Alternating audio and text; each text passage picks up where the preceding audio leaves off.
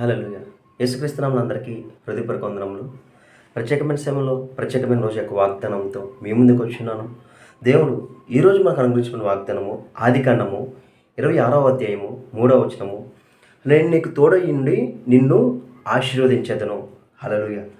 ఈ వాగ్దానం ద్వారా మనం దీవించబడును గాక. ఈ వాగ్దానం ద్వారా మనం ఆశీర్వదించబడును గాక. ఆమేన్. ఎప్పుడైతే ఇచ్చిన వాగ్దానం బట్టి అడుగుతామో అడిగిన సమస్తాన్ని దేవుడు మనకి అనుగ్రహిస్తాడు. ఎందుకంటే సమస్తాన్ని జయించిన వాడు నజరైన యేసు క్రీస్తు. మనం ఆయన విశ్వసించడం ద్వారా సమస్తాన్ని జయించిన ఆ యొక్క శక్తిని, ఆ యొక్క అనుభవాన్ని మనము పొందుకుని ఉన్నాము.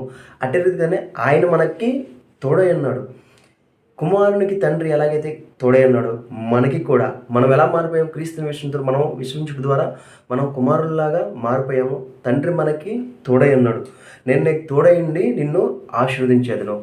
దేవుడు మనకు తోడై ఉంటే మన ఆశీర్వాదం ఎలా ఉంటుందంటే ప్రతి విషయంలోనూ మనము ఫలిస్తామండి. ప్రతి విషయంలోనూ మనకి ఘనంగా ఫలితం అనేది కలుగుతుంది, ఘనంగా విజయం అనేది కలుగుతుంది. ఎందుకంటే దేవుడు మనకు తోడై ఉండగా ప్రతి దాంట్లో మనకి విజయమే. నీ యొక్క విశ్వాసం ఎప్పుడు నువ్వు చేసే పని మీద కాకుండా ఆ పనిని జయించిన క్రీస్తు మీద నువ్వు ఎప్పుడైతే నేను విశ్వాసం ఉంచుతావో, నా యందు క్రీస్తు ఉన్నాడు, నేను క్రీస్తు ద్వారా నేను పని చేస్తాను, ఎప్పుడైతే దేవుడి మీద ఆధారపడి నువ్వు ముందుకు వెళతావో నువ్వు చేసే ప్రతి పనిలో నీకు విజయం కలుగుతుంది. నువ్వు ఏదైతే దేనికోసం అయితే ఎదురు చూస్తున్నావో, ఏదైతే జాబ్స్ రిజల్ట్స్ కోసం ఎదురు చూస్తున్నావో, ఏదైతే ప్రమోషన్స్ కోసం ఎదురు చూస్తున్నావో, దేవుడు నాకు తోడై ఉన్నాడు, దీంట్లో నన్ను ఘనంగా హెచ్చిస్తాడు అని ఎప్పుడైతే దేవుడి మీద నువ్వు ఆధారపడతావో, ఎందుకంటే నువ్వు దేవుడి మీద ఆధారపడగా నువ్వు అడిగిన దానికంటే, నువ్వు ఊహించిన దానికంటే అత్యధికమైన కార్యాలు దేవుడు నీ పట్ల చేస్తాడు.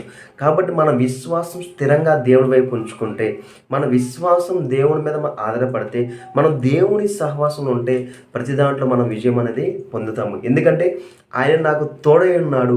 ఎప్పుడు నీ యొక్క ఆలోచన ఎలా ఉన్నట్టు దేవుడు నాకు తోడై ఉన్నాడు, నేను ఒంటరిని కాదు, దేవుడు నాకు తోడై ఉన్నాడు, నాకు దీంట్లో విజయము కలుగుతుంది.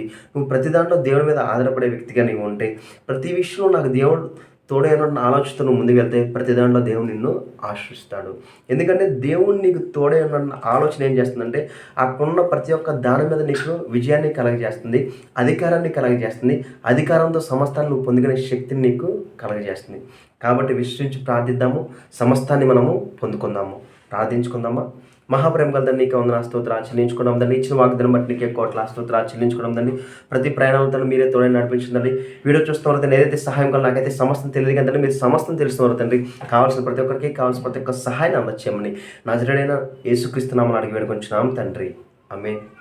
అందరికీ హృదయపూర్వక వందనములు.